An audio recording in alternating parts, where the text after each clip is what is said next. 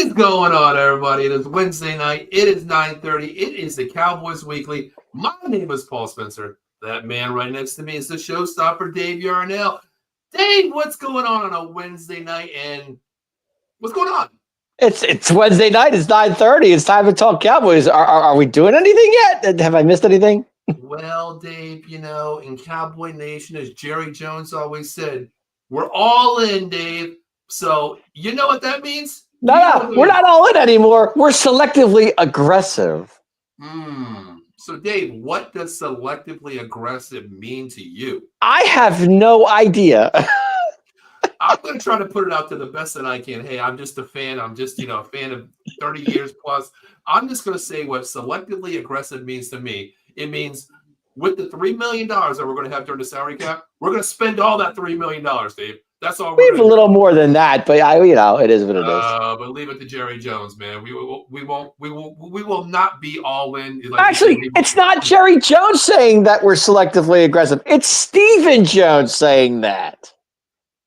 Stephen, Jerry, the last name is Jones. So you know what? We're screwed either way, Dave. Okay. I understand that, but I can't wrap my head around what that means. What it means, Dave, is 7-10. Well, this year it could be worse. That's all I'm going to say. Well, Dave. According to Stephen Jones, 7-10 is unacceptable. No shit, Dave. Well, that's exactly what he said. It's unacceptable. So I understand that. But my point being is, are we going to be selectively aggressive in the draft? Are we going to be selectively aggressive in free agency? Are we going to sign our own guys? You tell me, because I don't know. I have no idea. You know what? That's a little too much for my brain to pick on a Wednesday night at 9:30 tonight after I just got done. Hey, you got me here, so I'm picking your brain. So I think tonight, Dave, I think we're going to need to ponder on that to see, look up in the dictionary, all these, thesaurus dictionaries out there. I think we need to look up selectively aggressive, and maybe we can talk about players next week because, Dave, I don't think my brain can. Well, last year it was the head boss saying we're all in. This year it's the son saying selectively aggressive. What do we? I don't know. Robbie Kelly checking in from Facebook. Appreciate checking. He says, "Does it matter?" You know what? It doesn't matter because the last name is Jones, Robbie. So it's yes, Rob, it does matter because this is where what we were going to do last year that we didn't ever going to do this year. So it does matter in my book. Yes. Dave, I'm always glad that you bring, the enthusiasm to me because, Dave, all in means we're screwed either way. But I'm glad that you're always positive, Dave. Even after a 7 to 10 somebody's got to be the positive one on this show, so it might as well be me. I mean, come on, Dave. You're Mr. Negative. I mean, I'm not. But Dave, hear me out. There's a difference between negativity and realism, Dave. This team, realistically, Dave, in real life, really on the record, on the field, in between 4 eyes, Dave. I have 4 eyes, Dave. I can see clearly, okay? This team sucks, Dave. It's not being positive, Dave. What is it going to be positive about? Well, if you think about it, though, go to the end of the season, we actually were kind of positive. We won 4 out of 5. We should have won 5 out of 6, but that's Cincinnati game. But there was positives in that 4 out of 5. We actually played, and the coach, our former coach, actually had them playing. So, to me, Dave, you know what? If we're going in a 6-game stretch, you win 5. Congratulations. But the problem is, Dave, those players were playing for contracts, Dave. Well, that too, but they were playing. But they were playing. I mean, we saw a Turpin. We saw a Turpin run back on a kickoff return. We saw another kickoff return back. We saw a couple of touchdowns. We saw CeeDee Lamb's actually playing well, and things were clicking. And actually, Cooper Rush wasn't playing bad. So I mean, there were some positives, but then the negatives just. But speaking of Turpin, Cavante Turpin, there. What team did he run that touchdown back against? The Washington Commanders. Funny you say that. Washington Commanders. Steve Laughlin, the host of the Commanders. Because I was at that game. And so was he. He saw it. He did see it. That's why he's chiming in. He remembers that he's the host of the Commanders Gridiron every Tuesday night at 8:30, talking Washington Commanders out there. What's up, fellas? I love watching and listening to the fodder of other NFC East teams. Well, you know what? It's not fodder. It's just ridiculousness that we're doing this right now. Ridiculousness, Dave. I think we're the only people on this are talking Cowboy football at 9:30 on Wednesday night, except maybe Mark Holmes. That's the only guy I can think of. But. Well, Dave, you know what? It's before bedtime. It's a lot of pressure on my mind. This way, I can get it all out, and maybe I could sleep a little bit. Maybe I could sleep after my brain is just pulsating so much about this bad team, Dave. But Dave, tonight we're not going to talk about any players. We're not going to talk about any records. We're not going to talk about positivity. We're not. Well, we are going to talk about negativity. I'll tell you that because I'm here. But. We're going to talk about the coaching staff, Dave, but we do have a comment here, which, Dave, this might enlighten you. Now you're going to blow smoke in Dave's head about this comment. Wait, we're talking about the coaching staff? Is that what you're telling me? Yeah, Dave, we're going to talk about the coaching staff tonight, okay? Are you serious? This team, this coaching staff that we put together, Dave, is a bunch of all-star coaches, I tell you that right now. All-star coaches that they were lined up, Dave. I mean, the Lions want them. The Bears want them. The Jets want them. The Eagles thought about, hey, you know what? Let's go get a Cowboy coach. These are coaches that were so. Well, the Eagles had a Cowboy coach, if you think about it. Well, Dave, I'm just saying, listen, I know that they let him go. Congratulations, Kellen Moore. But these coaches that we have, Dave, they were like the top of the line interview people, Dave. I think I think on the whole coaching staff of our guys. But before we go there, I did hear something yesterday that was very interesting to me. Oh, please enlighten me, Dave. I'm trying. I'm doing the best I can here. Hey, I heard yesterday that the head coach actually picked his staff. No shit. I'm an Indian. No, I'm just saying Jerry had nothing to do with it. Steven had nothing to do with it. The head coach picked his staff. Go figure. Well, when you have a bunch of monkeys in a zoo, I guess you want your friends around you, right, Dave? Very simple. Hey, I'm just telling you what I heard. Very simple, Dave. But you know what, Dave? This comment here is right up your alley. Oh Lord. I agree with this one, Dave. Yes, I agree with it. Oh, Chris. Listen, I agree with 100%. I have a positive. Brandon Aubrey. He's our MVP. Chris, he is the MVP of the season. I agree with that. Hey, 100%. Hey, who's the guy that loves kickers in this show? Oh, that would be me. That guy right there. That guy. Listen, if you're out there and you need a person that loves kickers, Dave's your man. Dave is your man. I love kickers. Kickers are dime a dozen. All right, before we get to the coaching staff, let's read one last comment here. Steve says, Stottenheimer, not Marty, and Eberflus, 2 of the 3 top coaches for your team for 2025. Shaking his head. I don't know what those emojis are, but Steve, listen, if I can show you live what I'm thinking about, it's these guys are the greatest candidates possibly for 2025. Yeah, 100%. 100%. We got a carousel of coaches that will take us to the promised land, and maybe when I'm not even going to go there, Dave. I'm not even going to go there. I don't even know. Like, is it? No. So I'll be honest with you. I've only heard of 2 of these coaches out of the 6 or 7 or 8 or that are there. So I don't know. Well, Dave, let's put it this way. I did look up some things before the show a little bit earlier today, and okay, we're gonna. You mean you did your homework? Okay. Yeah, I did a little homework. Hell, I got to dig deep. You got nothing better to do. I got to dig deep on these coaches, Dave. Honestly, you know what I mean? Like, hell, some of these cats, I didn't even know who's this guy. Oh, that was my problem. I have no idea who they are. I know, like I said, I only knew like 2 of them out of the, 8 or 9. Out of the 12 new coaches, that we ain't going to talk about every one of them because some of these dudes, man, they ain't even on Wikipedia yet. You know what I mean? But 12 coaches, Dave. Do you know how many actual of these coaches interviewed for a DC or a head coaching job? I can't be on to tell you. No. You ready? You ready for this, Dave? I'm ready. 0. Somehow I knew you were going to say that. 0, Dave. 0. Schottenheimer, Eberflus, no head coaching job offers, Dave, from other teams. It's amazing. It's amazing. Imagine our head coach, which we're going to start with him, Brian Schottenheimer. Let's start with him, Dave. I do know. I do know who he is. Let's rewind, Dave. Let's rewind. Let's talk about, we got to give credit where credit's due. Let's talk about our head coach prior. Let's talk about him. Our head coach, Mike McCarthy. Okay. Let's talk about him. What do you want to say about him first, Dave, before we talk about this America's team, the glitz and glamour of our new coaching staff? McCarthy. Be positive, Dave. Be positive. You're always the Well, positive one. hey, 3-12-5 seasons, won a division. That's a positive right there. Started didn't really lose the team at the end of the season, which I was very surprised because they could have just tanked and they didn't. They actually fought hard for him. And to be honest, I really think they wanted him to stay. The players did because they liked the way he did things. But it just came down to a contract issue with him. That's pretty much what it was. I have nothing against McCarthy. I know some people don't like McCarthy. So it's the person that chimed in earlier. But I understand that some people are not McCarthy fans. I mean, he's a soft coach, which he is. I understand that, and that's why the players did like him because he kind of gave players leeway.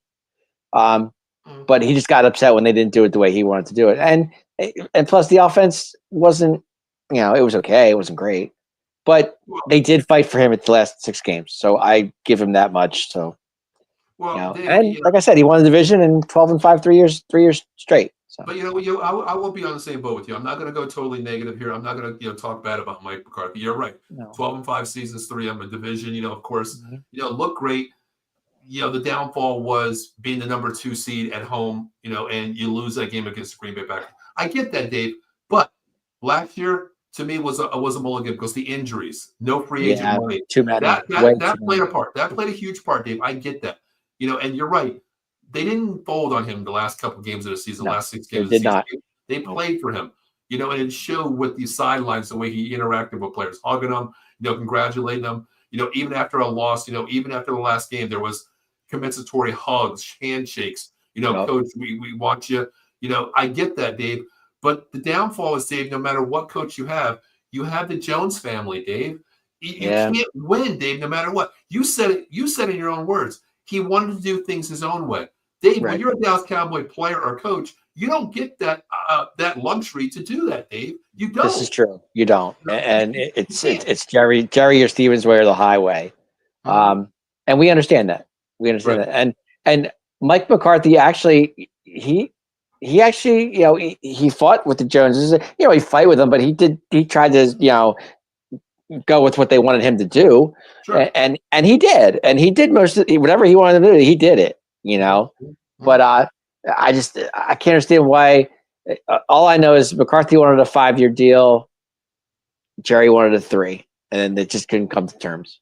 That's pretty much where it was. Yeah, we'll read a couple comments here. Adam Glenn checking in. He says, "Who won the Super Bowl? It was the Philadelphia Eagles. Congratulations, your Philadelphia Eagles won. Not going to knock them, Dave. Adam, take your Eagles. Congratulations, and go celebrate. Have fun."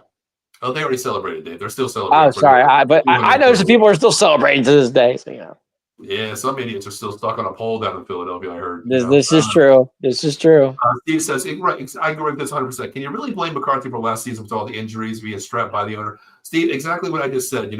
I'm glad you said that. It's 100% truth. 100% true. How many backups did we go through this year? My God, a backup quarterback, a backup running back. We didn't have a starting running back. We didn't know we didn't even know who our starting running back was. Was it Zeke? Was it Rico? We didn't know until like week 12.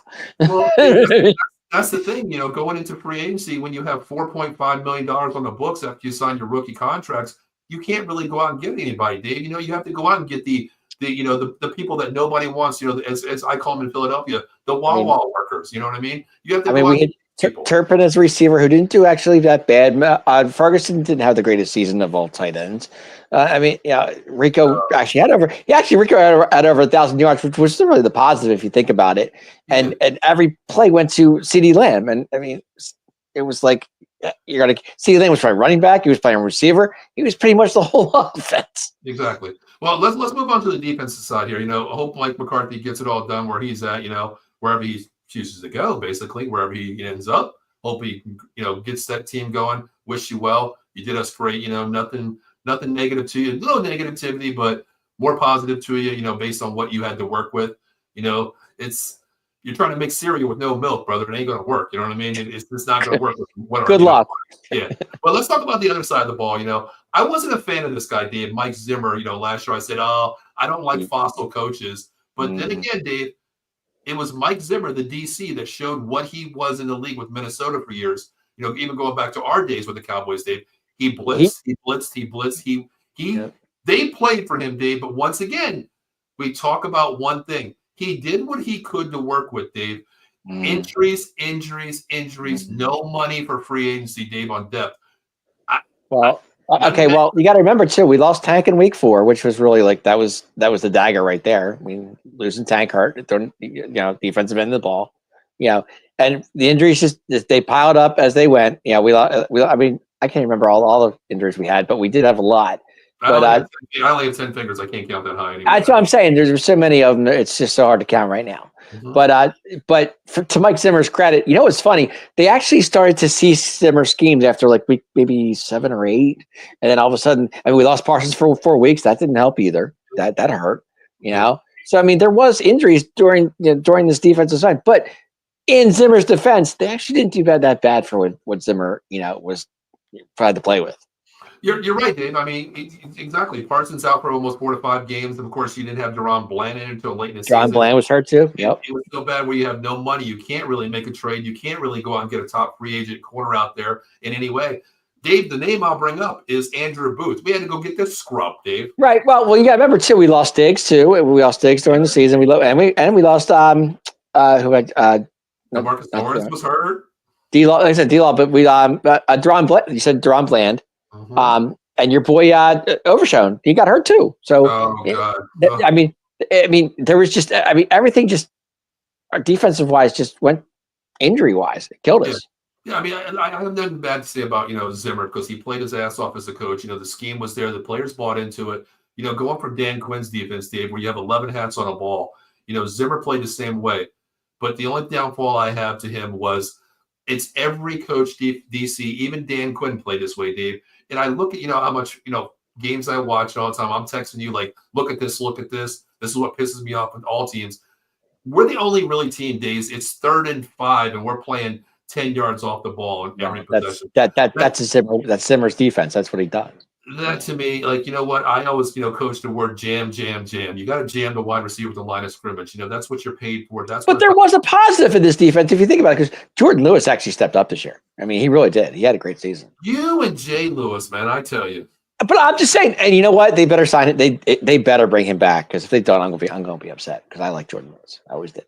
Well, it's either going to come down to him or Donovan Wilson. One of the two will be gone, Dave. I think. But Jake we'll talk about. Job.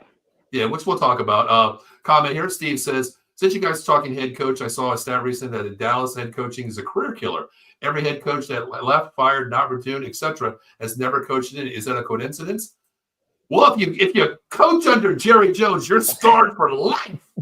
You're scarred for life. You might be the positive Albert Einstein genius, but when you leave the Dallas Cowboys, brother, you better go to Barnes and Noble and get play for dummies. Yeah, I know, but there is a positive for shots, though. I'm going to say this. There is one positive that I did hear for shots, and I kind of like what I heard, too. Hold on. Are we done with Zimmer, though? Yeah, I'm done with Zimmer. He's out. I'm away from him. All right, well, let me ask you. But here's the thing about Zimmer. You can keep him in your back pocket if you need him. Why would he want to come back to the Dallas Cowboys, Dave? Because he's that kind of coach. I mean, him and Jerry have a relationship. So I'm just saying to myself, if you need him, he's there. I would not come back to the Dallas Cowboys no matter what, Dave. I think Zimmer left and he came back before, so it's not the first time. Yeah, but there was a long span where he got a head coaching job, though. You know what I mean? Well, I understand that, but I'm saying if they said if they told Zimmer after he left, if we need you, can we put you in our back pocket? And he said yes. So. Wow, if Jerry Jones told me, can we keep you in the back pocket after we're going to fire your ass? Well, they didn't really fire him. It was his contract was up. They didn't. Well, Dave, if you're not brought back to me, you're fired. Very simple. You know okay, what I mean? If you want to look at that way, that's fine. But Yeah, that's the way I look at it, Dave. But you know what? Hey, Zimmer, I was all against you at the beginning of the season last year. But they wanted Zimmer to come back, but I don't think he wanted to. Which is kind of surprising because, the guy we're going to talk about next, Schottenheimer, it's his staff. He brought in some people, but I think it was more a familiarity with the people that he's been around because 9 of the people that he hired, he's actually coached with before. But like I said, and I was going to my comment earlier, the positive for Schottenheimer is he did get a nice positive by Pete Carroll personally from Jerry. So I thought that was pretty good. Well, As Pete Carroll actually said he's ready to be a head coach. He's ready. Thank God, Jerry. Everybody knows he's ready. But hey, listen, we're not the worst team out there. Stacey North, one of the hosts of the Big Blue Power Hour, they're worse than we are. So there are worse teams out there. Right now they are. That could change. Yep. Stacey, thanks for tuning in. I appreciate you. Hi, All right, Stace. let's talk about this, Dave. Let's talk about, the most sought after head coach in free agency coaching carousel. Mr. Brian Schottenheimer, Dave, is Shotty. Right. I'm glad you got a nickname for him because I can come up with a lot of nicknames for this dude already. But Shotty. It's too early for me. It's too early for me to come up with nicknames for these dudes. But Yes. Dave, I'll start this off with, okay. He was our OC last year, correct? Yes, he was. Have you ever heard of an OC that lost his play calling during midseason? Just had it taken away? But that person is your new head coach, Dave. And Dave, talk to me about that. What do you want me to say? I mean, I don't know. I want you to say something. Well, he's been in the, like I said, go to his background. He has been in the league a long time. He's been with the Seahawks. He actually coached with Pete Carroll, which was actually pretty good. I mean, he had a good offense back there with Russell Wilson, so you got to give him that. I mean, it's not like he's not old to this league. I mean, new to this league. He's been around a long time. So he's been around. He's been an OC for a long time, Dave. He has. Okay, I give you that. But Dave, I did a little bit more research, which I'm not a person who does research. Was he with the Jets too? I think he was with the Jets, wasn't he? Yes, he was, Dave. But you look at these. Okay. He was with the Jets in 06 to 11, Dave. Okay, he was with the Rams from 12 to 14, and the Jags from 2021, Dave. But you look at these offenses, Dave, where he was the OC or a specialist position, on the offense side of the ball. These offenses, Dave, were not even in the top 12 in the NFL, Dave, under his watch, Dave. You know what I mean? Yeah, I understand. But sometimes it's the players you have too, I mean. Well, Dave, I mean, he had, a young team with Jacksonville. He had Trevor Lawrence. He had ETN. He had a good staff down there. The owner was the same situation. What his name? The guy that owns AEW, Khan, or whatever his name is, something like that. It was the same situation, Dave. But still, you had staff. Rams, Dave, they had a nice team back in 12 to 14. You look at the Jets, Dave, they were the same way too, Dave. They had a staff too that could put together some offense. Yeah, but it was the Jets. It wasn't like I get that, Dave. But you look at these, you look at his track record, Dave, not in the top 15 ever as an OC under his watch, Dave. And you're coming to a team that's less on a roster, Dave. No true running back. He does have. If he has weapons, I mean, he's got, like I said, he's got. He has one weapon. He has one weapon, Dave. He's got two. Prove me wrong. Who? Don't even say Tolbert. No, Ferguson. Ferguson's dealing with his girlfriend, Haley Cantaverin, down in Miami. That's all he cares about is his damn TikTok. He's still got a good tight end. He's not bad. I mean, come on. You know what? Get off TikTok and get your ass down the field and start playing some ball. I hear you. Come on, dude. Come on. Well, he's actually got another tight end too, and Scooten. Scooten's not bad. I mean, we're not going to talk about players, but you're right. He did step up this year too. He did. He had a good season. He did. Shoemaker finally stepped up, dude. But Chris says, "What about the UNC coach?" No, Bill Belichick is not coming here no matter what. I wouldn't have minded that, Chris. To be honest with you, I would have been okay with Belichick coming here. I wouldn't have, but I just can't see. Yeah, but Bill and Jerry wouldn't have. They would have butt heads too much. Dave, there's two coaches that I always thought of being negative puppet masters. One is Jimmy Johnson, and two is Bill Belichick. You mean, well, how about Parcells? He wasn't a puppet master either. He wasn't, but the two guys that I still, Jimmy Johnson's the best Dallas Cowboy coach ever to me. Parcells was not even close to a puppet to Jerry. No, but I understand that. But the only one available he's not coming back. He's got 1 foot in the grave. Belichick's still out there. He's chasing Mac Brown legacy down in North Carolina right now. But kudos to him. But getting back to Schottenheimer, Dave. I'm at a loss for words, Dave, with Schottenheimer. Are you really? I see. I'm willing to give him a chance. I think he's going to be fine. You have to. He's got a 3-year deal, Dave. You got to give him. I know. Well, actually, a 4-year deal. Oh, thank you, Dave. Let me just smack my head. Hey, you said. Hey, I'm just telling you. I'm just trying to make my mind a little bit. And there is another positive that you're missing here, Mr. Man. Positivity, Dave. Here, go ahead. Hey, him and our quarterback are on the same page, so you kind of got like that. What Just makes you saying. think they're on the same page, Dave? Because I know Dak likes him. Dak likes him a lot, and he'll work with Dak. Dak will work with him. It's going to be fun. I like you like a little brother, but that doesn't mean you're my main man. You know what I mean? I get it, but I'm just saying him and Dak are on the same page, and I think it's going to work. I just do. So him and Mike McCarthy, 5 years together, they weren't on the same page. No, they weren't. Nope. Okay. Not as. I really think. So Dave, think about this. What you just said.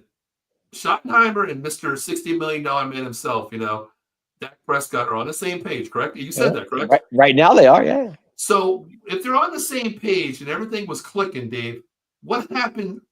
What happened with the offense last year where he lost his play calling ability because him and his boy couldn't be on the same page, Dave? McCarthy ended up calling the plays. I know that, but what happened during the first 7 weeks of the season, Dave, where Dak wasn't on the same page with nobody? So what happened between the relationship with Shoddy, as you call Shoddy, and Mr. 60 million? I don't think Shoddy was really called to plays the first 7 weeks. Where you keep saying that, I don't think he was. He was. There was interviews. No, I think McCarthy had a lot more to do with that than Shoddy did. No, I don't think so. Shoddy was okay. I kind of disagree with that, but okay. Well, either way, whoever was calling the plays, we sucked. Okay. We had 6 plays in our playbook. We had 7, Dave. We had 7. Oh, sorry, 7. I'm sorry. Don't forget the CD sweep. I forgot about the CD sweep. Shoot me. Yeah. Well, just get it right. 7. But hey, you said 3, and I told you 4. So come on. Well, you just made it worse for me. 4 years of this guy. Okay. All right. You got 4 years. 4 years of your favorite quarterback too. So what are you going to say about that? Don't go favorite quarterback with my ass, Dave. Don't even go there with me. We can do a whole episode on that, Dave. Don't get me started there. Do not, Dave. You're the one that's been on the Dak train since day one. Okay. He's Paul. What is he? 36-9 last year, Dave. Correct me if I'm wrong. Hey, 36. Yeah, he was runner-up MVP. Okay, Dave. 36-9. Co-MVP. Second in the category there, Dave. I've never been on that Dak Prescott wagon. You know that since day one. And I'm still on it. I'm still on it. Well, you know what? I think we should rob your bank and pay him a couple $1 million because he ain't worth the $60 million that he got, Dave. I'll tell you that right now. Hey, Quincy Carter wasn't worth it either, but well, Dave, you know what? Well, okay. What do you give the grade for Schottenheimer? A through F. I don't know what to give right now because he has never been a head coach before. I don't know where to go. I don't know where to. What do you want me to grade? I can't give you anything. He hadn't done anything yet. Okay, based on best available out there, there was other coaches. Ben Johnson wasn't coming here. We know that. No, okay. Ben Johnson was going to Chicago. That was a given. Better team out there, better weapons for him, something he can deal with. But what was your grade on this? Or early saying, okay, Schottenheimer's not ever been a head coach. Actually, I got to be honest. I really wasn't on the Schottenheimer train for the head coaching job because I kind of wanted Pete Carroll, to be honest with you. Okay, you mentioned that. Yeah, you said that. Because I did say Pete Carroll. I said that a while back. Or your boy Gruden. Or I did. Yeah, I did want John Gruden. I really did. But he's got that. He's doing that thing, bar thing, whatever he's doing. And plus, the PR wouldn't be a good match for Dallas. Right now, exactly. So, I mean, I'll give it a C+ at best. Okay. I agree with C+. I'll go C+ as well because to me, we talk all the time, on the phone and stuff like that between texts or whatever on the phone. Right. And I did say, you know what, I got to give him a pass right now. I'm going to give pretty much everybody a C unless there's a complete idiot out there, which there are a couple on his coaching staff that I'm going to go below C. But I got to give him a C because it's going to tell me which direction we go in the draft day, which we'll be talking about in about 3 or 4 weeks after we get through the whole process of the Cowboys here. Right. It's going to tell me which way we're going to go. What if we're going to be a running team? We're going to be a passing team. What kind of team we're going to be a balance? I don't know yet because Schottenheimer's that old school fossil under his dad philosophy is basically like the Kubiak, run the ball system. And took the words out of my mouth. We don't have the team, the scheme to do that right now, Dave. So I'm going to give him a C is where I'm going to go. But let's move on to a very puzzling. I think with this offense, to keep the shots real quick, I think we're going to see it. I mean, I know we said last year we were going to run the ball. We really didn't. But I think this year we're actually going to run the ball. I really do. And if you keep Rico, I think it'll be a good thing. I mean, we'll see with the draft. I mean, there are a couple pieces out there, maneuverable pieces that we can move around to make the line a little bit better. In my eyes, that way. But we'll see how that goes. But the next hire, Dave. I mean, Schottenheimer was a puzzling, hire. But Dave, this one kind of blew my mind. Dave, I had to look at a dictionary for words that I can write down to describe this team this year, Dave. Right. Clayton Williams, Dave. I thought it was Clayton Adams. I call him Williams because his middle name is Williams, actually. Okay, got it. Clayton Adams, Dave. Okay. OC from the Cardinals for 1 year. Yeah. OC from the Colts for 1 year. Dave, once again, he wasn't even in the top 15 in categories for OCs, Dave. Okay? Talk to me, Dave. I'm guessing him and Schatz had a maybe they knew each other back in the day, or they had some friendship going on. I don't know. Dave, you remember like 5 years ago when I met you? You and I went out to the bar and we had like 20 shots, and I said, Dave, if I ever become the head coach, I'm bringing you up. Paul, I don't know football. I don't care. I'm bringing you aboard. That's exactly what Schottenheimer did, Dave. He went back 10 years at the bar and said, I promised that dude a job. I know he sucks, but I'm bringing him in. That's exactly. Schatz didn't even know he was getting a job. So how was Clayton Adams didn't know he was getting a job? Everybody on the Dallas Cowboys coaches have got a bone this year, Dave. They all got a bone. They all got a job. Yeah, I know. I don't know much about Clayton Adams. I got to be honest. I don't know. I don't follow Arizona. I didn't follow Arizona too much. But I mean, think about it. He did have a good quarterback out there, which was good. He had a good running game. James Conner. You're calling Kyler Murray good? I like Kyler Murray. He's decent. I mean, he's not. Okay. He's all right. I mean, you got a good running game in James Conner out there. I mean, Yeah, and what did that give you his last year there, Dave? Yeah, let's see. You talk about this year, 2024. He had Marvin Harrison Jr. He barely used them. Okay. It's just a bad look, Dave, for this guy. Well, Marvin had his catches this year. It wasn't. Yeah, but Dave, there was games where he went, no looks at all for like games after games, Dave. When you have a player like that, James Conner, that can run the rock, up the middle, you have that could be head coaching too, Paul. You got to put that in perspective. I mean, okay, so this doesn't make it any better, Dave. Okay, Clayton Adams was the OC last year. Well, you talk about the head coach. That's more the head coach. John, what was his name? He was the former Eagles defensive coordinator. Yeah, right? Gannon or something. Jonathan Gannon. Yes. Gannon, okay, that's him. Yeah. You talk about him. Well, between those two guys, then the offense should have moved a little bit better. We are in the same predicament with McCarthy and Schottenheimer last year. Who's to blame? Why did the offense flow? We're back in the same category, Dave. With Clayton Adams. Well, I mean, was Kyler hurt this season at all? I don't even know. He didn't play all the games. But with a quarterback like that, what do you do, Dave? You scheme around your team. If your quarterback's a drop back passer, you build your offensive line to give him time. Kyler Murray's a pocket quarterback that can move. Get him out of the pocket. They didn't want to do that, Dave. Well, Arizona wasn't known for their offense anyway, and their defense wasn't very good. So I mean, okay, so if they're not good for their offense, Dave, then why the hell did we go get it? I get it. I mean, with Kyler, they weren't that bad. I mean, so you think it's going to be better with Dak Prescott? I do. Well, Dak's better than Kyler. Yeah, I do. Yeah. Okay, so what? I'm not saying they're the same, but James Conner or Rico, who do you choose with there? Tough to say. Well, got to go James Conner, I would think. Okay, of course you take CD over Marvin Harrison, right? Sure. So you have really one playmaker versus one playmaker. I think didn't Arizona have a good tight end too? I think they did. I forgot what his name was. His name it escapes me now, but he actually wasn't that bad. Yeah. All right. So Clayton Adams, Dave, what's your grade on this? I'll go first with this one. I'll go first. To me, Dave, this is a solid D. This is a D for me. This is a D. Prove me wrong. Prove me wrong. I'm going to go a little higher. I want to say C-. Hey, at least he passed. Hey, I give him that much.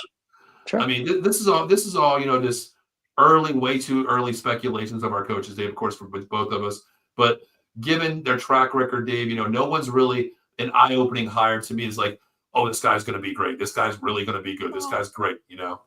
We've said that about a lot of coaches over the past, so you really can't. You're right about that. So let's move on to this one, Dave. Junior Adams is a wide receiver coach. Now, Dave, I know you don't know much about this guy. I do know about this guy.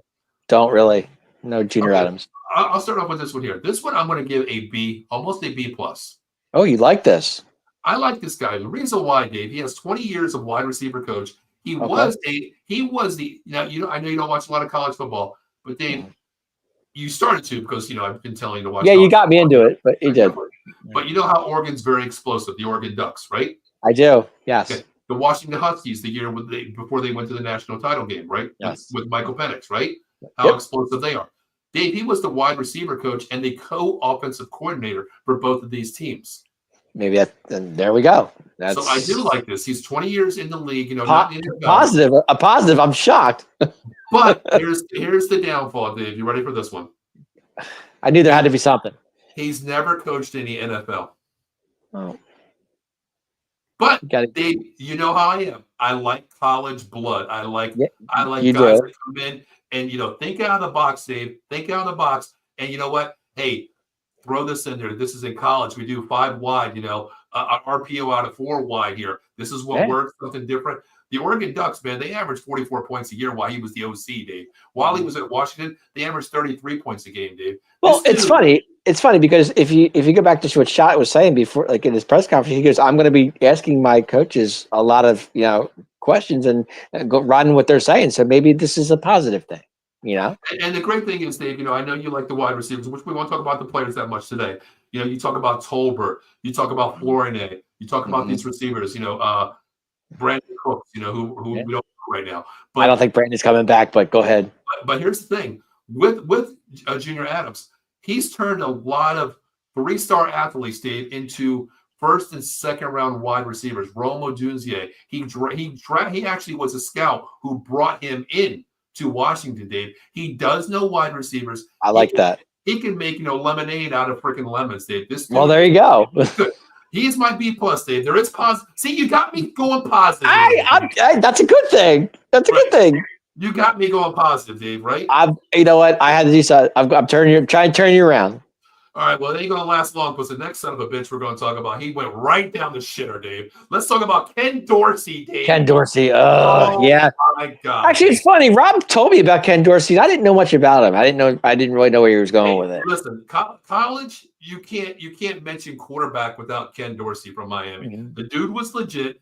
Listen, BCS champion in 2001 with the Canes, okay? Archie Griffin, quarterback of the year twice in his career. Maxwell Award, that's the best quarterback, Dave. But Dave, he was the OC for the Browns last year.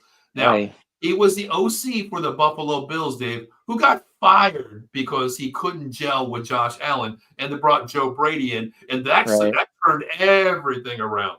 So, once again, Dave, we got a guy that was basically shit-canned, okay? But I want to ask you, Dave, what the hell is a passing game specialist?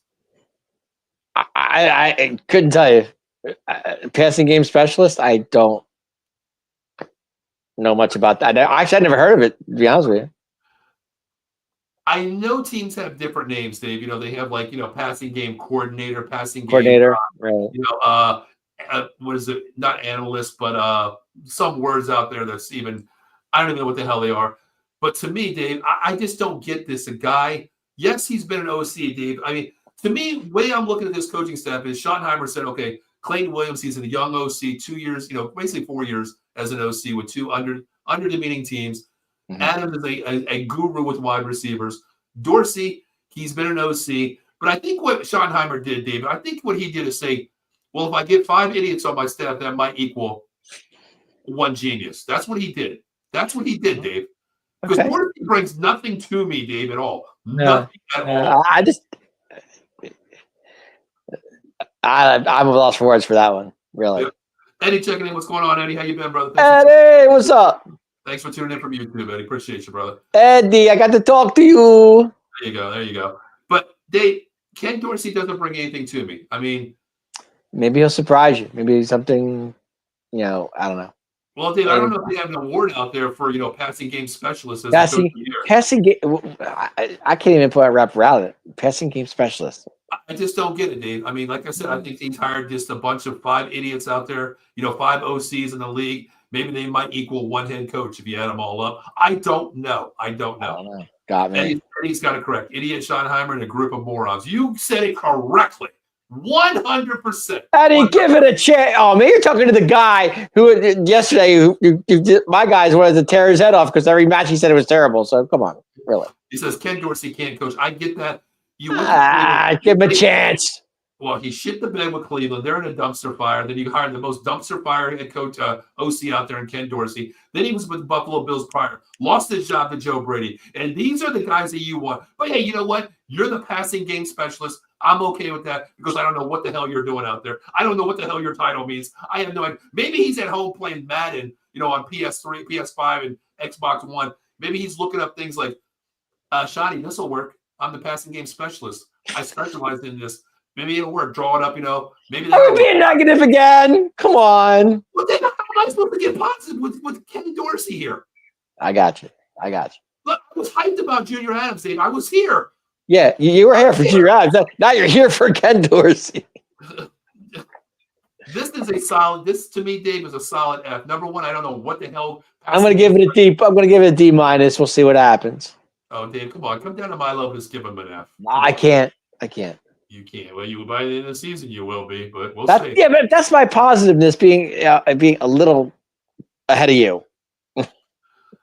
Here's a complete. This is exactly what I was saying, Dave. Look how bad Josh Allen was against under Dorsey. He lost his job. I mean, Josh Allen went to the ownership and says, "I can't play under this. Go get me Joe Brady." Joe Brady came in, used Josh Allen's legs, his arm, his strength, and look what they did. They turned it around very quick. And under Dorsey, it's just Josh Allen. We don't want you to be Josh Allen. We want you to be Josh Allen still didn't get the job done, so.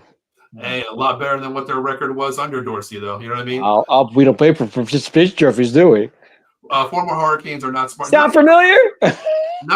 He said, no, Hurricanes are not that smart. I tell you what, the wide receivers and linebackers and linemen, they're good. They know their game. But quarterbacks from Miami, different story. Yeah, even though we've had quite a few of them. You know what I mean? Yeah. This is true. We've had quite a few Miami. We had the best receiver from Miami. I wouldn't say the best, Dave. The playmaker? What? I wouldn't say the playmaker. I wouldn't say the best. I wouldn't say 88. The original. No, not the original. But he's not the original, Dave. No, he's not. But he's definitely 88. He's 88. I'll give him that. Okay, we'll give him that. But the funny thing is, three-time champion. Okay, I want to throw a trivia question out there for you. Okay. Three-time champion. Well, okay, Dave, I'm going to throw a trivia question out there for you, okay? If you get this right, I will be positively for the rest of the show. Doubt it. That's why I'm going to give you a hard one. You ready for this? Yeah, of course you're going to throw it at me, right? Yep. When Michael Irvin played at Miami University, what was his college number as a wide receiver? Great question.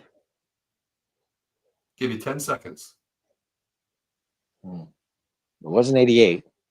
6, 5, 4, 3, 2, 1. 80?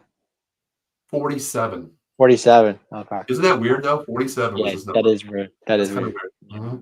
Yeah. Eddie says, Drew Pearson is my number one Dallas wide receiver. Always. That's old school right there. But the Hail Mary will never die. No. Let's get back to some of the coaching here, Dave. Let's go here, Dave. I'm listening. Running back coach, Dave. Let's talk about Derek Foster. Derek Foster. Don't know much about him either. Okay, he was a Saints, running back coach, former Chargers running back coach under Kellen Moore as well. There were rumors that he was going to go to the Saints, under Kellen Moore. That's what he was going to do, but he did get hired, and I think he would have gone to the Saints, but he came to the Cowboys because Kellen Moore was hired after the Schottenheimer and so running back coach, right? You said Derek Foster. Okay, so he had Kamara, right? Okay, but what did he do with Kamara? Nothing. Well, Kamara had some good seasons with the Saints. Yeah. Did he? Did he not? He had a mediocre year. I mean, once again, you really didn't have an offensive line. You had really no wide receivers. That's what I'm saying, but he did have a solid running back in Alvin Kamara. I wouldn't say solid. I'd say legitimate, like a legitimate running back that could have been spectacular. But, he's hit a wall too, Dave, if you really think about Kamara. When you get older, yeah, you do. But he was a solid running back. I'm not going to be negative to this guy. I don't. I mean, he's been a running back coach for 3 years in the NFL. He's had some solid running backs. He when he was with the Chargers, of course, he was okay out there. But I'm going to go. I'm going to go where I don't know, Dave. I'm going to go C with this one. Okay, I think I'll agree with you on that. I'll go C. I'll go B minus. I'll be nice. B minus. Okay. All right. Okay. It's fair. I mean, he only has one running back to work with, so I guess you can't go wrong. he's not even under contract. You can give him 100% of your time, but you're right. He's not even under contract, so we're shit out of luck with that one too. We don't have a running back. But Dave, this one here, I know you're not familiar with them. If you go back to one of our shows, Dave, basically last year beginning, we had Cooper Beebe's dad on the show, correct? Right. I remember. Yeah. Beebe. I don't know if you realize this, but he mentioned this guy's name, one of our coaches, Connor Andrew Riley. Curtis? Connor Riley. Oh, Connor Riley. I know you don't. I didn't tell you to write him down, but right. Something jogged my memory today when we had him on the show. I like this hiring, Dave, and I'll tell you why. Okay. He was a Kansas State coach who recruited with that coach Cooper Beebe for 4 years. Ah, right. I'm sorry, 3 years. 3 years. Okay. 3 years. Remember how he said our coach always told us to play every position on the line? Yeah. He's talking about Connor Riley. Right. He's a great offensive line coach. Solid hire. Very solid hire. I went back in it. I was like, that name sounds so familiar. Under the Snyder area for Kansas State, and I'm thinking like, wait a minute, this name sounds so familiar. Where did I hear this from? Kansas State. Then it rang a bell when we had Cooper's dad on the show. Right. So I went back and looked at this. This was the guy they mentioned, Connor Riley. I like this hire, Dave. He's, he coached him for 4 years. He's a great offensive line coach. He knows scheme. He knows how to maneuver positions. And the one thing is, he teaches lower man wins the ball, Dave. And that's something that you always have to have. So I do like this hire. I know I didn't tell you to write him down. Yeah, you didn't say Connor Riley, but that's okay. I remember him. I remember him when you said that. It did ring a bell. Yes. I'm going to give him a solid B because what he has to work with, hey, listen, he has Tyler Smith, Tyler Guyton, who's out of position. I think if there's somebody that can work with a position player that's out of position, it could be Connor Riley. Maybe he can work with Guyton on that right side. I don't know. I think he can work with Guyton. I think he can. Yes. I think he can, because at Kansas State, just like Cooper said, his dad said, Cooper played all positions, center, guard, tackle, whatever. Well, you're going to put Cooper back in his original spot too, which is a good thing. That's the thing I'm hoping, Dave, because he knows what he's capable of doing at guard, right guard. Right guard. Right. Especially since Zach retired, that position needs to be filled. I like how he could put it back. That's tough shoes to fill, man. Oh, but the thing is, will he be the guy to say, you know what, hey, you guys want to run the ball? We're not, big time passers anymore. We have, CD. We don't have the playmaker out there as wide receiver 2. We have to run the ball. I can build this offensive line just like the Eagles have Statland University as their OC. OC, their O-line coach. I can build this back with K-State. Deuce Vaughn played under this guy, Dave. Okay. And when you get a scat back, you get a scat back that's 180 pounds wet noodle, Dave. He can run the ball off this offensive line. So I think if they listen to Connor Riley coming in there and say, hey, we have to move Guyton back over to the right side, maybe we can. We don't know that because we have to wait till the draft and free agency, Dave. If they're going to cut Steele, we won't talk about that tonight. They're not going to cut Steele. I don't think they will. So that just tells me that Guyton's staying on the left side, which that's $18 million worth. It's good. I mean, it's good if we do, but shit if we don't, because that can save up a free agent signing out there, Dave. A clear plug and play left tackle or right tackle. Unfortunately, Terrence isn't going anywhere. So. True. Let me get to the comments real quick, Dave. Eddie says Kamar had a first bad year last year. It wasn't a Kamar year. KSU's always had run good block. Exactly. That is Connor Riley 100%. See, Eddie's waking up now. Move Guyton to right tackle 100%. Otherwise you free age him up. Get rid of Steele. It's $18 million on the books. I think it's $9 million is cap space that you relinquish actually. Draft Campbell or Banks. Campbell's going to be gone, and Banks. I think Banks might be gone too. I'm not sure on that. I think he will be gone too. Yeah, I think so too. Yep. Deuce Vaughn is a return guy at best. That's the thing. I like to see him. To me, they'll keep him on the practice squad if anything. Well, yeah, they'll keep the rights to him, but to me, I would have used him in different categories where Dave he could be a scat back, in the slot a little bit, coming in motion. I don't want to see CD in motion all the time getting these. He's just so small, though. That's about Deuce. My God, he can run, but he's just. Well, Dave, sometimes you can't catch what you can't see. You know what I mean? But nowadays, these guys are so big on the other side of the line. It's like that's very true. That's very true. But I'm going to give this a solid B+, Dave. I like what the future holds with this hiring because his track record to me, Dave, is something that the Cowboys can work with. So I'm okay with this. I'm okay with this hiring. I like this. I'm going to if you're going to B+, I'll say B, and I'll keep it there. It's fine. All right, you're going to go B. Okay. Yeah. Now, Dave, let's move on to the defense side of the ball. We only got 2 defensive side of the balls and a specialist there. So let's talk about this, Dave. The greatest DC out there was Matt Eberflus, okay? No. Who was a head coach for the Chicago Bears. Chicago Bears. Oh, God. Dave, I go back and I look at things, Dave. This guy, the team didn't want to play for him. They hated this coach. Knock it down. Knock it down. No, they didn't. They didn't want to play for this game, Dave. I mean, it shows you that, number one, my thing is, Dave, what you practice on the practice field is what you're going to do in a game situation. Right. But he's not a bit defensive coordinator, though, from what I've heard. I've heard good. But Dave, he was a head coach, but he was a defensive guy as well. You know damn well that he had. Well, it's kind of like a Dan Connor, if you think about it, because Connor was a better defensive coordinator than he was head coach. You mean Dan Quinn? Yeah, did I say Quinn? Yeah, Dan Quinn. Sorry, that's what I meant. Okay. I was like, who the hell's Dan Connor? I meant Dan Quinn. I know you played Connors as Roseanne's husband. I'm watching too much Roseanne. I meant Dan Quinn. Yeah, it's the same situation. But Dave, what you do on a practice field is what you do in a game situation. And when you have guys just lollygagging out there that cost you a damn game, Dave, not hitting the ball. Number one, celebrating with the crowd, looking to the crowd, number one. Number two, you're lollygagging back. Number three, game situation. You don't try to pick the ball off. You don't let anybody just knock it down. Pat the ball down, straight down. His defense, Dave, it was bad, Dave. And who caught that ball? Remember that? I don't want to talk about it. Don't want to talk about it. I'm asking you a question. Who caught the ball? Go ahead and always say what you always say to me, Dave. He's the former Cowboy, Paul. He's a former Cowboy. Yeah, I know. Go ahead. Who built the ark? Congratulations, Noah. Noah Brown. Yeah. But Dave, let's talk about Matt Eberflus here. Cowboys. Yeah. He coached for the Cowboys. He was a linebacker coach from 2011 to 2015. Also from 16 to 17. Became the Colts DC from 18 to 21. Was the head coach from 2022 to 2024. Been around the league a while. Got to give him that. Yeah, but once again, Dave, what is his track record? Nothing to show for it. Nothing to show for it. I know. And you go out and get Eberflus, Dave. Eberflus. Yeah, I know, but what do you want me to say? It's not. I don't think it's a bad hire. I don't think it's a great hire, but it's not a bad hire. I mean, the only positively, Dave. It's not a top hire, but it's kind of like a medium. If you think about it. The only I'm trying to stay positive here. Come on, Mr. Positivity. I'm not listening now. Hold on a second. Let me be positive. Okay. It's really hard for me. You know that, right? I know it's hard. It's tough. I know. Okay, the only I'll give you a positive. The only positivity I see out of Eberflus, Dave, is the defense that he had last year with the Chicago Bears is less equivalent to what he has with the Dallas Cowboys healthy. Okay. So maybe it's something positive where he can work with better players on the roster.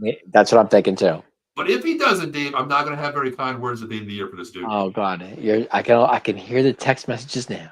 Well, text message. I'm gonna bring it live this year, Dave. I'm just gonna bring it live this year, okay? Please don't. Please don't. I'm not happy with this Eberflus hiring, Dave. I'm really not, man.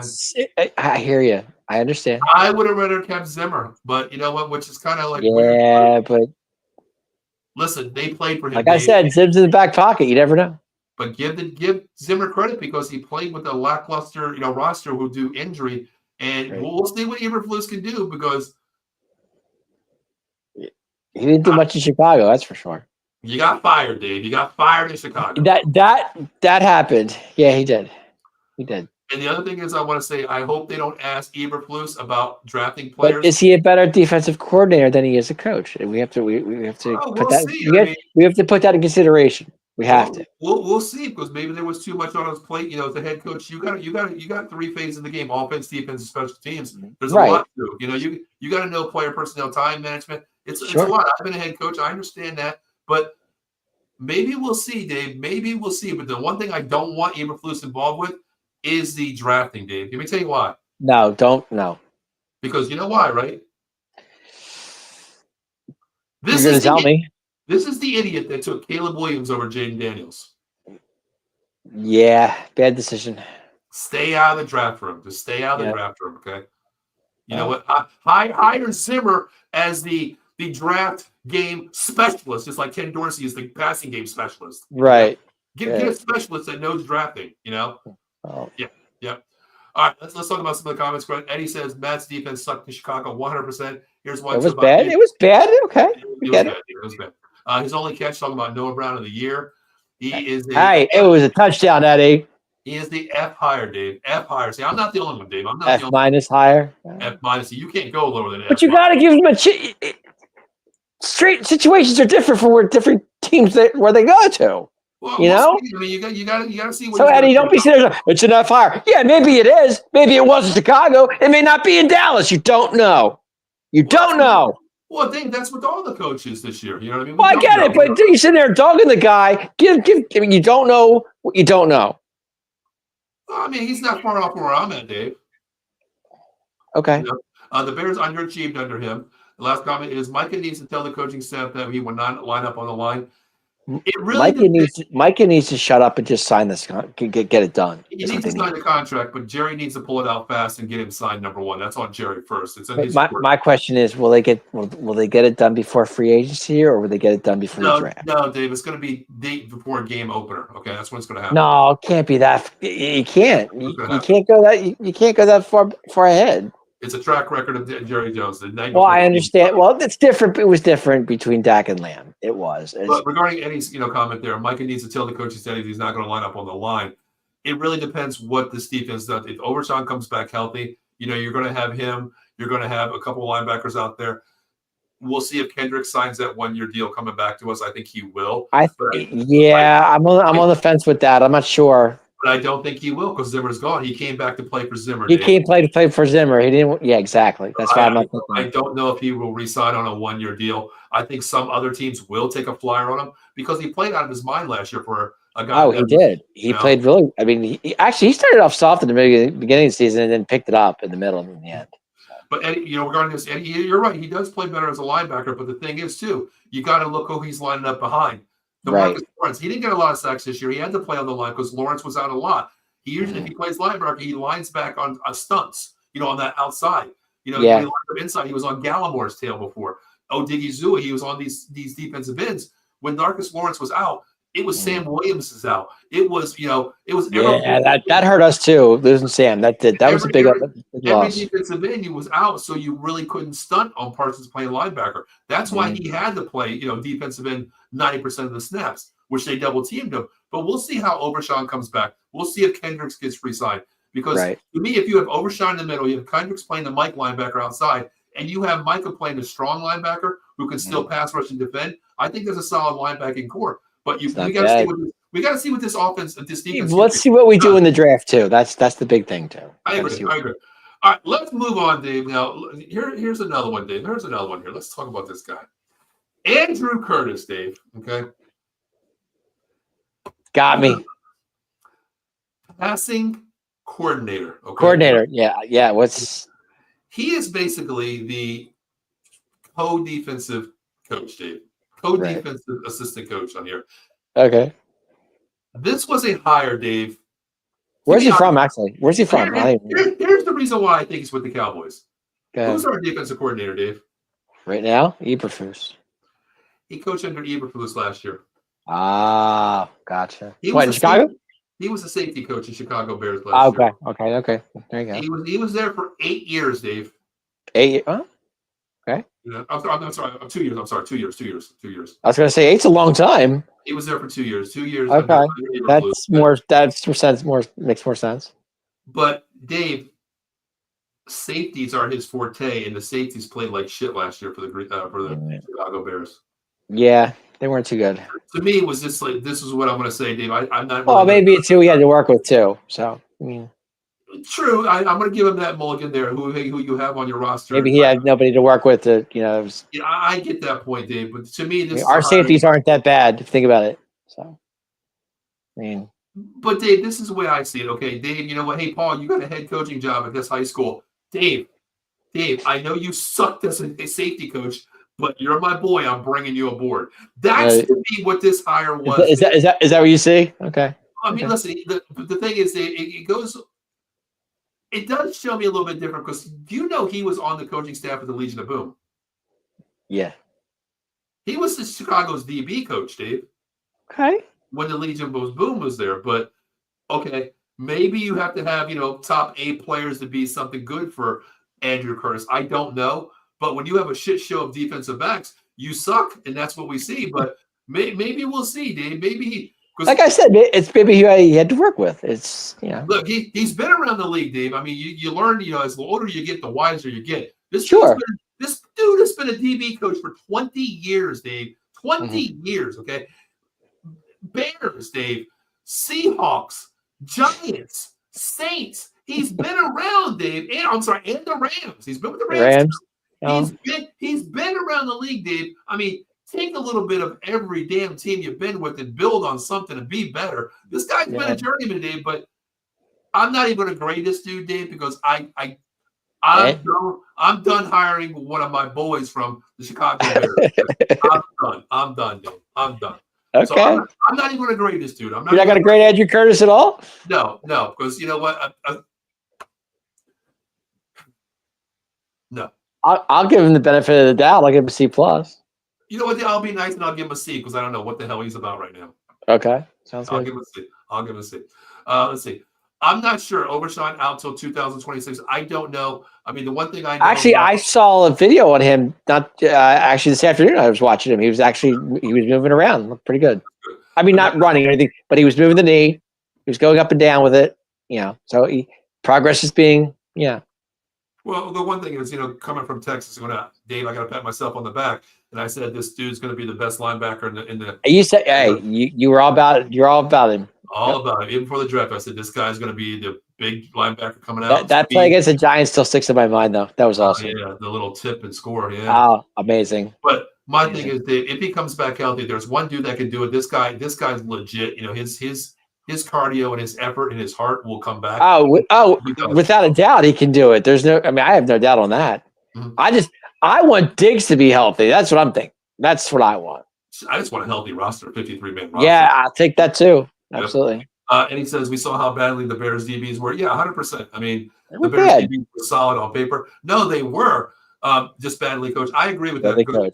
To me, I don't care if you have the worst offensive line, Dave. When I coach, I always told you, our running game, you can't stop our passing game. When I play a team that's up front that has great DBs, a solid quarter, a solid safety who brings, like an umbrella down to us where we can't throw the ball. I changed my scheme, Dave. Like, you know what? I got to run the ball. I hope that they do that because a head coach I don't give a damn if you're the passing game specialist as Ken Dorsey is. You got to scheme to what your team is better with, Dave. If you're a better running team, run the damn ball. You know what I mean? I understand completely. And a perfect example was Kellen Moore, Dave. Very happy past Kellen Moore. Happy goes to the Eagles, gets the best running back. He had the best running back in the league. That's why he ran the ball. Well, Dave, run the ball. I mean, he did his job. We always talk about stop. Plus he had a great O line too. I mean, come on. Well, give him credit though, Dave. When he was Dallas, we had an okay line. Great. But threw the ball, run the ball. Kellen, run the ball. Speaking about the O line, everybody from the Great Wall of Dallas is gone. Yeah, you're right. They're all gone. Yeah, you're right. Zach Martin was the only one left. Yeah, we'll miss him. We will miss him. It's a shame. Mr. Notre Dame himself. I mean, my God, he was one of the best offensive linemen to play the game, dude. Wow. I wonder if his brother Nick still plays. Nick Martin. I don't. Because he was drafted, I think somewhere. I forgot where he was drafted. Notre Dame offensive line. Zach was special, man. No, he's special. He's special. No, I can't say anything bad about him. I just wish between the hot dog guy that you keep saying that we lost, he went to the Jets. He's done. And we'll get into that in a minute. I will talk about that. Travis Frederick was a huge part of that offensive line. Wisconsin.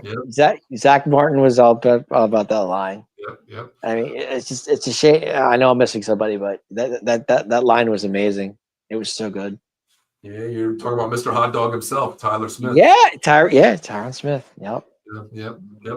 All right, Dave, I want to end this with one guy because this guy is very puzzling to me too. Okay. Yeah, I can't. Yeah, I saw an interview with him lately. I guess it was about a little less than a week ago. Nick Sorensen, Dave. I don't know much about him. Well, let's talk about this guy, Dave. Okay. Wasn't he with the 49ers though? Here's the funny thing, Dave. Are you ready for this? I'm ready. Okay, I'm just going to start very low in his career, Dave, okay? He was with the Niners, wasn't he? Yes, he was. He's always been with the Niners. That's the only head coaching position with the Niners. That's what I thought, yeah. The only place he's ever been, Dave. But you ready for this, Dave? This is going to kind of crack you up. 2023, Dave, he was a defensive back coach. Okay. Okay.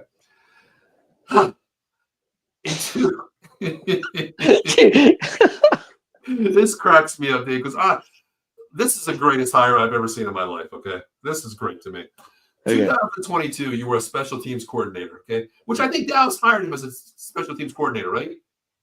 That's correct. Okay.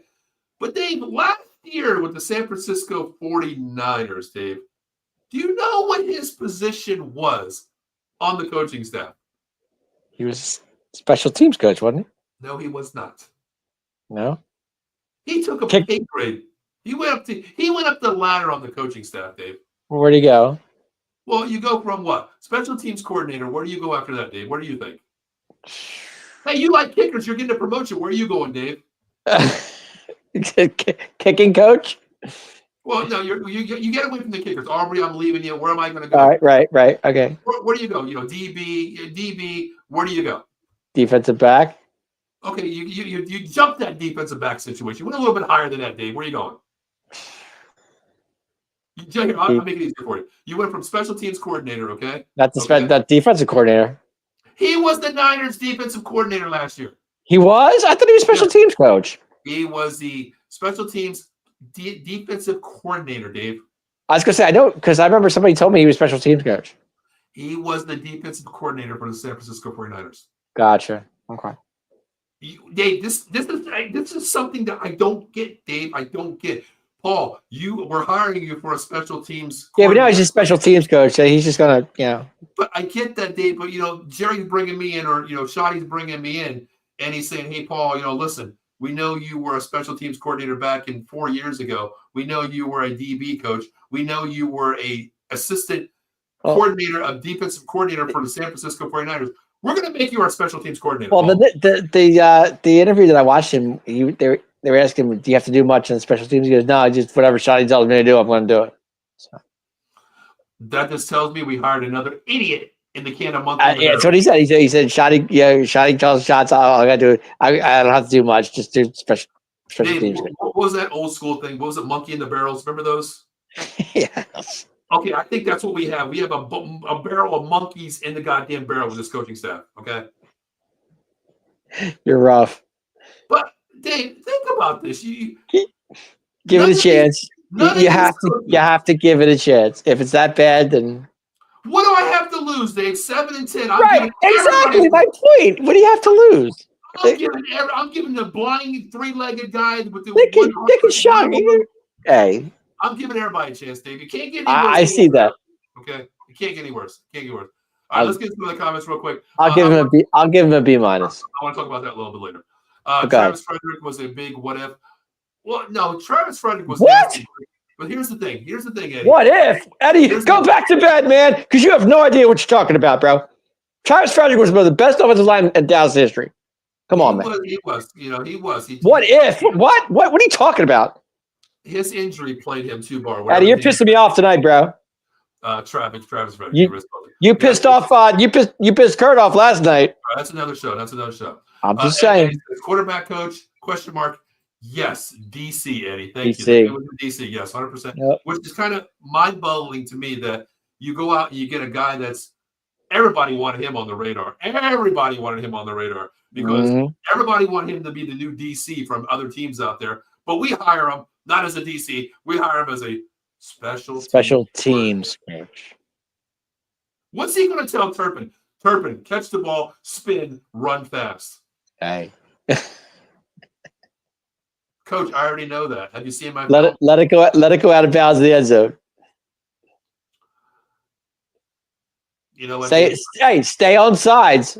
Don't go outside the kickoff. You know what, Dave? If I make a shirt with like monkeys in their barrels and I'm gonna say the 2025 Dallas coaching staff, you think that would be appropriate, Dave? I mean, I think he makes some money. You know what, Dave? I think I'm gonna work on that this week. I think you might make a profit on that. I think I will, Dave, because monkeys in the barrel. I think that sums it up pretty damn good. Monkeys in a barrel. Yeah. Monkey see, monkey do. How's that?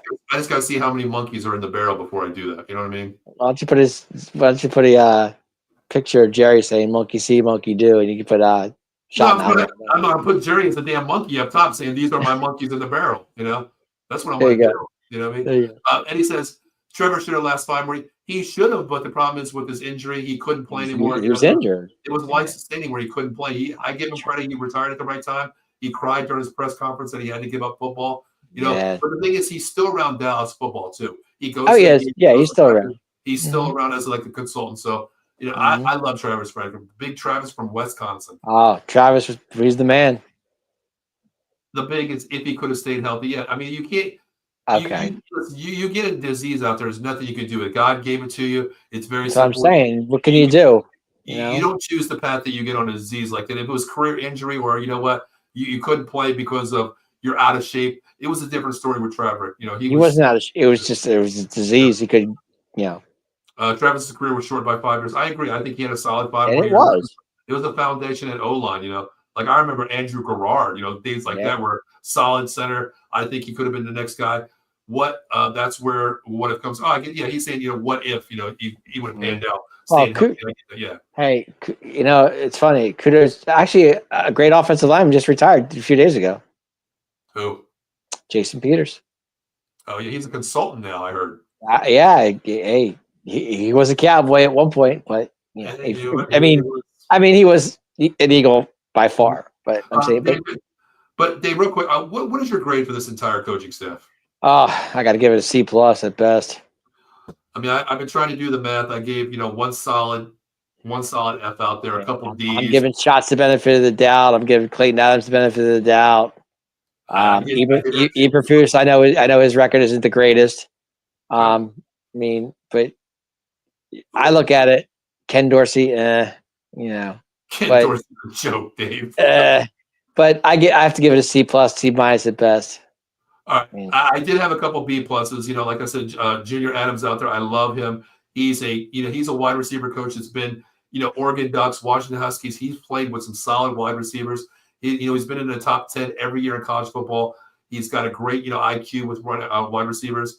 I love, the hiring of Connor Riley from Kansas State. You said that. It's a great hire. Those were my 2 B pluses. But I had a couple D's out there, so I guess it pans out to a solid C, Dave. I said C+. I'm being positive, Dave. I'm trying to stay positive because you rubbed off on me today. And that you have to be. I mean, it's just let's hope the draft works out for us, which we usually draft pretty well. We normally draft well. So. Eddie's got a D-. I can see that, based on track. Eddie's like me. He looks at track records as well. I get that too. I understand that. But I hope they prove me wrong because I look at both sides of the thing here, Dave. What does he have to work with, first of all? We don't know. We don't know. We don't know the scheme shot he's going to run. We won't know anything. Well, what are we looking at the combine? Right. We'll talk about in 2 weeks, Dave, when we get to the draft. We're going to talk about the players next week, who to keep, who we should be released. Players are next week, Dave, on our show. Then the following week, we'll talk about draft needs, where we think we'll go. And that's where we can – then we'll revisit the coaching staff, Dave, to see what Schottenheimer's scheme is going to be. If we go out and get, like Eddie said, a Campbell, or a Banks, which I think they're going to be both gone. If we can draft the O-lineman, you know what that says? Okay, Rico, run behind the line. We're still going to build. We'll see what the scheme is. Right now, I don't want to be an ass about it and say, well, with this here, he sucks. He's not going to do that. He's not going to do that. Because we don't know what players we're going to have, Dave. So we don't. I mean, that's the problem. We don't know anything. We don't know what's going on. Eddie says the only good hire was the O-line coach. Listen, Connor Riley's nasty. I love him. Connor Riley. Yep. I wouldn't hire a wide receiver coach to be the OC. I get that, but he's not the OC though. He's a co-consultant. Yeah, Junior Adams is a wide receiver coach. We've got Clayton Adams for the Cardinals to be our OC, which is mind-blowing as well. That's my other deal. That blows your mind. I know. I get it. Most good OCs were quarterbacks, except for Dorsey. That's why he's the passing game specialist. Specialist, Dave. Good old Ken Dorsey. He's a specialist. That's just like other podcasters out there who consider themselves the greatest things since sliced bread, and all they do is read fucking notes on the screen. You know what I mean? That to me is like, and he considers himself a specialist. These people out there. To me, like, know what you know, speak what you see, and speak what you know. You know what I mean? Don't speak what you read, and don't let the eye pass. Let the eye pass make your mind right. Gotcha. So yeah, and maybe I should be a damn Dave. You know Speak. what? That's gonna be my new name, Dave. I am Paul Spencer, the specialist. Dave. I am the You have a lot specialist. of names. I am specialist, Dave. Dave's the showstopper, and I am the specialist. Coming from the guru himself. I get it.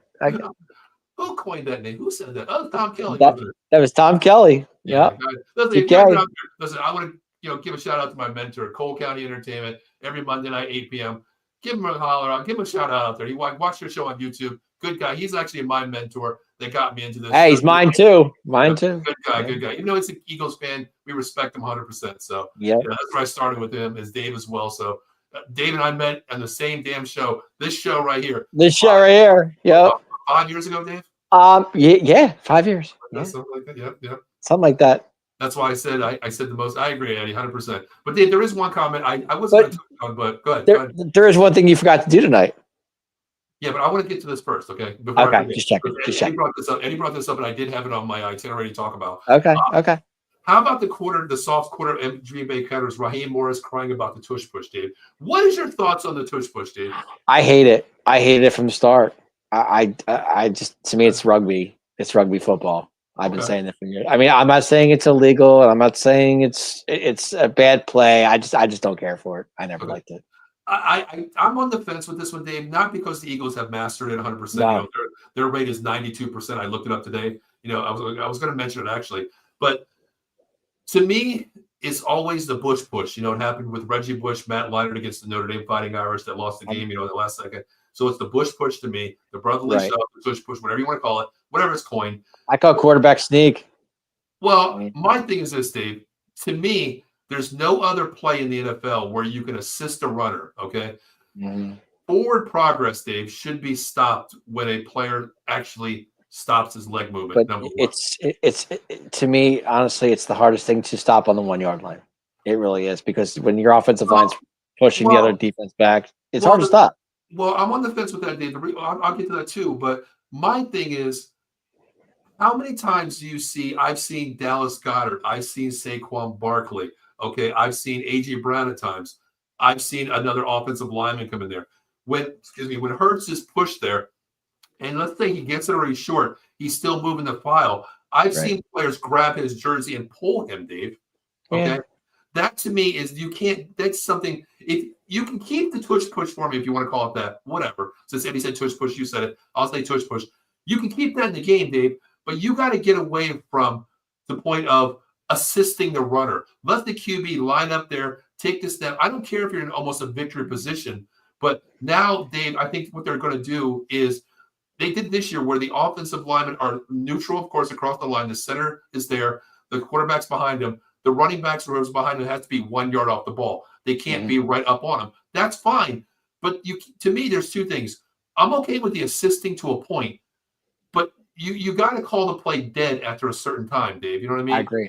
And the other thing is, you cannot assist a runner by pulling him, Dave. That to me kills forward progress, even though there is forward progress, but that kills the momentum. That's just, Dave, you're a light guy. It's funny because I saw some coaches actually talking about it today. One Green Bay coach, of course, he's very against it, but I saw a couple other coaches talk about it. I think the Atlanta coach was saying something, and I forget, there was another coach that I'm missing.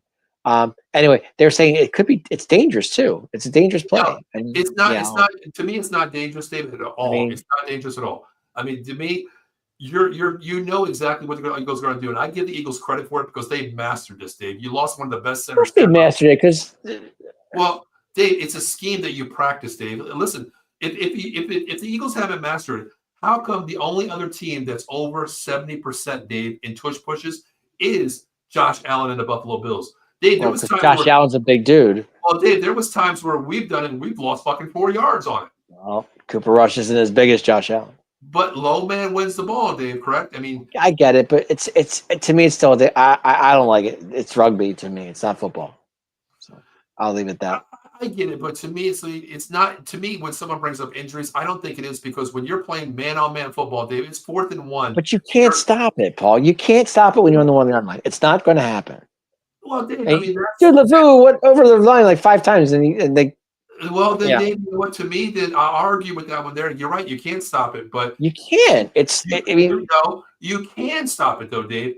But the Eagles are the how? team. I mean, Well, what? the Eagles have the team to It's manipulate it's that. it's it's strength versus strength, offense, defense. I mean, Well, then you can't say then you can't knock other all, teams. I mean, all the quarterback has to do is put the ball over the line. It's not like Well, then Dave, then I don't knock the Eagles for it because the other teams, you know what? I'm not Get knocking the over it. Eagles for it. I'm just saying, to me, it's just it's a rugby play. That's all it is. Hey, 4th and 1 is the best play in football. You know what I mean? You have to now. Well, when you're on the 49-yard line, yeah, I can see. I'll be honest with you. I think as coach up here, I think I ran it maybe 5 times, and I'll be honest with you. I think I got a first down 3 times because Okay. you got to practice this to the point where as soon as you snap the ball, you got It to play depends on well. the snap. It depends on on everything. It's And Dave, I want you to go back and look at this. I actually looked at a lot of videos on this. Center, Dickerson, whoever their center is, Jurgens, whoever's playing center, yeah, yeah. Kelsey, they go down first low on the ball. Okay. What I call is even with Joey Woods, when I coached him, an offensive guy, we did crab crawls. We crab block. Low Right. man on the ground because you're going to trip, number one. Lower you go, they're going to be right on top of you. It's center goes down first, next guy goes up over him, next guy goes over him, and it's like a downfall effect there. So when the defense comes in, they're already down. That's why Hurts stays upright. He never goes down to the Actually, it ground. was the Buffalo coach. Now that I think about it, he was talking about it too, and he said it's dangerous. It's a dangerous play. Then show me a stat where anybody's ever got injured on this fish push. No one's ever got injured to my knowledge. I don't think so. I'm just telling you what he was saying. Yeah, I know. I say it too. And he says, I love it. I agree. I mean, listen, if you can't stop it, then I don't care for it. I mean, my thing is if you can't stop it, shame on you. Then get bigger and get better. Very simple. Use it if they can't stop it and it's legal, use it. I have bigger complaints that Raheem Morris got another coaching job. Okay. All right. So, Dave, you're right. What do we have to do before we get out of here, Dave? We got to pay the bills. You're right. We definitely do, Dave. And you know what? We will definitely do that in 1 second here because I wish I lived in Philadelphia. I tell you. But our show tonight is sponsored by Jason Fine, Attorney Big Al, 1-800-HURT-123, motor vehicle accident, slip and fall, workman's comp, personal injury claims, 3 convenient locations throughout Pennsylvania and New Jersey. First in New Jersey, Cherry Hill, 3 Greensburg Lane. Now in Pennsylvania, Philadelphia. If some of you son of a bitches are still stuck on a grease pole, call my man up. 1628 JFK Boulevard, Suite 2020. In my neck of the woods, Pittsburgh, PA, 500 Grant Street. Make sure you call them. One of our live operators are always there 24/7. Who knows? You might even get me. Who knows? I work for them. I've been there for 20 years, work for Jay. So make sure you mention out of the box. No recovery, no fee. Mention out of the box. We promise you, not 50, not 45, not 40, not 35. Dave, how low are we going? 33 to 3%. You already know. 33 and 30%, no recovery, no fee. Make sure you mention out of the box sports entertainment for all your legal needs with 1-800-HURT-123. That man, Jason Fine, Attorney Big Al. Attorney Big Al. And also, guys, here's our schedule for the rest of the week. We have tomorrow the Around the NFL with myself and Dan. Tomorrow, we're going to be talking AFC South tomorrow night. We're definitely talking about them. Friday morning, it's the Silver and Black with Ken. He's in the same predicament with us. We don't know what they're doing, what they're going to do. But to make sure you tune into that for Ken Fry Friday morning at 9 a.m. Also, Atomic Drop will be live Saturday night, 9 p.m. roughly, right after the Elimination Chamber. And also, Dave, what are we doing at 6 o'clock on Saturday? Actually, we're having a pregame Elimination Chamber show at 6 o'clock on Saturday. Talking Elimination Chamber and WWE. It's going to be very interesting. Awesome. Yeah, let's make sure you check out to all the guys. Pregame and postgame and post show. Yes. Eddie said good night. Eddie, appreciate you checking in. Eddie, man. Thank you for chiming in, man. Appreciate it. I hope we racked your brain because you might be able to sleep tonight. Because Eddie racked my brain tonight, that's for sure. Eddie, talking Dallas Cowboys racked your brain, so you'll definitely get a good night's sleep because that brain is thinking like, what could, shoulda, coulda, woulda, whatever we want to call it, whatever. Dallas wrecks your brain. But Dave, the last thing I want to talk about really quick has nothing to do with the Cowboys. Dave, I am very stoked about one sport other than football. You know what that is, right? I think I do. Yes. What is that sport called, Dave? UFC. Speaking of UFC, boys and girls, it is back inside the Octagon, March 7th, Fridays at 7 p.m. Myself and Josh Gordon are back. My new host. I can't wait. We spoke tonight. It is coming back the night before UFC 313. We are going to be back, giving it to you live every Friday night inside the Octagon. So if you're a UFC fan, Make sure you tune into that because, man, that show sounds serious, guys. I don't know. I mean, it's a serious show right there. I am stoked about that show 100%. It's going to be a good show. Eddie already knows UFC. Eddie already knows. He hears me in the group chat. UFC. Eddie's all over that. don't bother me on Saturday nights. I'm watching this, I'm watching that. But this Saturday night, I'm be with my Atomic Drop boys. Talking some wrestling this weekend. Yes, I'm excited about this. The Chamber's going to be fun. It will be fun. I can't wait for that one as well, Dave. So, Dave, it's been another week for the Dallas Cowboys. Now, next week, Dave, we are going to get into player personnel. Who do we keep? Who do we cut? What do we need? Who overperformed this year? Who underperformed, Dave? That show might get kind of crazy, Dave. Yeah, I think it's going to be. It's definitely going to be. Well, I'm keeping track, Dave. We gave our coaching staff a C, okay? So I don't know what grade we're going to give overall for the offensive defense next week, but I do know one grade that we can talk about, Dave. You know what that is? Lay it on me. You ready for this? Lay it on me. Our special teams got an A+. Hey, hooray. Somebody did today. And it's two guys. Aubrey, of course, he got 99% of it. Of course. Brandon, best kicker in the league. Eddie, I'm in the same boat with you. I hope they do, but I think it's a money issue. They will not cut. They're not cutting Turnstile, Eddie. I don't care how you look at it. They're not going to cut Turnstile. Well, here's the thing, real quick, Eddie. If they keep Steele, that means Guyton's going to stay at left tackle. It's very simple. Which is I'm not happy about 100% at all. Not even close. But I'd be surprised. I'd be very surprised if they did, but I'm not seeing it. God, I hope they cut him to save $9 million and go save $9 million. Yeah, sure. Go out and give me a depth, defensive end, pay a little money and add it up and get that, But we'll talk about players next week. But Dave, we always do something at the end of our show, no matter how we feel, how we look at the season. It is the thought called Final Thoughts. Final Thoughts. I'm going to leave this with you. I want you to do final thoughts of our new coaching staff this week, Dave. Little bit different take on this. Final thoughts on the new 2025 Dallas Cowboy coaching staff, Dave. I wish them all the best. I hope that things work out the way they want it to, and the way Jerry wants to. And I have to give Shot credit. I mean, he did pick the staff, so you got to give him that. Good luck. That's all I got. Good luck. What am I going to say? This team can only go so far with what they have. So, God. Good luck. I like your final words, Dave. Good luck. Good luck. Paul, you're going in for life-threatening surgery tomorrow. Good luck. Good luck. Wow, I kind of like that. I don't know how to follow up with that one. No, actually, you know what? Let's prove the doubters wrong. And show them that we can coach. Show them we have that we can hang with teams, and maybe who knows? Maybe we'll win a few here and there. So basically, what you want to say is prove Paul wrong. Okay. Prove Paul wrong. Yes. Okay. My final thoughts are no, not even just Paul. Prove Cowboy Nation wrong. I don't think Cowboy Nation's too happy with the hiring either. So. Yeah, there's a million people out there that are not very happy with this hiring, the whole coaching staff. But, yes. My final thoughts are: I'll try to be positive. I'll try to, that's my new philosophy this year. Even though I'm a specialist, I'm coining myself a specialist now. I'm going to try, the positive specialist. I'm going to be positive during final thoughts. Yes. My final thought, Dave, this year is with the coaching staff. Don't be a barrel of monkeys. Be an individual monkey that coaches your position to the best that you can coach, regardless of what players, personnel we have on the field. Coach them to your best ability, regardless of anything. Lean on each other. You have 4 OCs that's throughout the NFL as one, in different positions. You should rely on each other. And you're right. Prove me wrong. That's what I'm going to say. Just prove me wrong. Yeah. And just don't be the barrel of monkeys that I think you're going to be this year. I mean, there's so many Cowboy podcasts out there, and I watch a lot of them. I really do. I know you do. I watch Mark Holmes a lot. I like West Coast Cowboy. There's 1980 who's out there. There's a lot out there that I do. And I watch and I like what they have to say. And they're pretty much all the same. They're all the same boat. I mean, it's kind of like, what do we do? What are we going to do with this coaching staff? What's it going to look like?